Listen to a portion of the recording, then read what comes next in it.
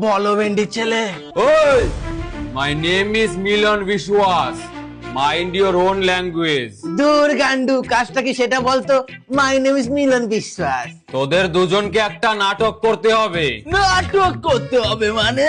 আমাদের দেখে কি তোমার যাত্রা বলার লোক মনে হয়? শালা সানি দেওয়ালের ভাই ফানি দেওয়াল, আগে আমার পুরো কথাটা তো শোন। গ্যাদ গেদাচ্ছিস। আমার একটা মেয়েকে খুব পছন্দ হয়েছে, আমি ওকে পটানোর অনেক চেষ্টা করছি, কিন্তু সে কিছুতেই পড়ছে না। তোদের দুজনের কাজ হচ্ছে ওই মেয়েটার সামনে গিয়ে ছিনতাইকারীর নাটক করা। ওই মেয়ে, তোমার কাছে যত টাকা পয়সা সোনা দানা আছে সব আমাদের হাতে তুলে দাও, না হলে। আর ঠিক সেই মুহূর্তে আমি এন্ট্রি নেব না। শালা তোর কাজ হয়ে যাবে, কিন্তু অ্যাডভান্স লাগবে। বাকিটা কাজের পর। রাখে বস।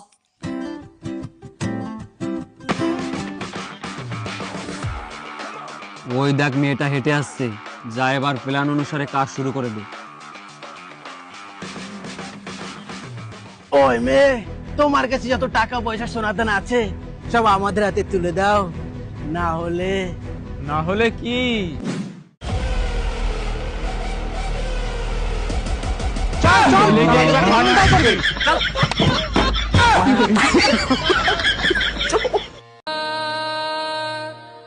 জয় ভোলেনাথ। জানি না সকালে মুড়ি খেয়েছিস কিনা ভাত, তবে ভবিষ্যৎ বলে দিতে পারবো দেখে তোর হাত। দেখি পুত্রী, তোর হস্ত দুখানা খুবই আকর্ষণীয়, ডান হাতটা বাড়াতো।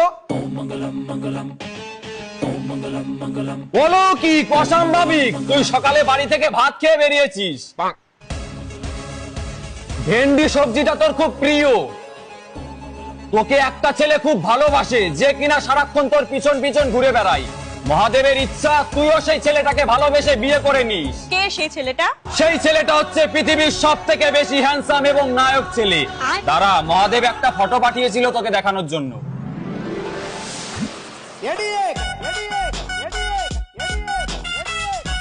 এই ছেলেটাকে বিবাহ করলে তুই সর্বসুখী হবি, সংসার জীবনে উন্নতি হবে, পাপ কমে গিয়ে তোর পুণ্য লাভ হবে, তুই স্বর্গবাসী হবি।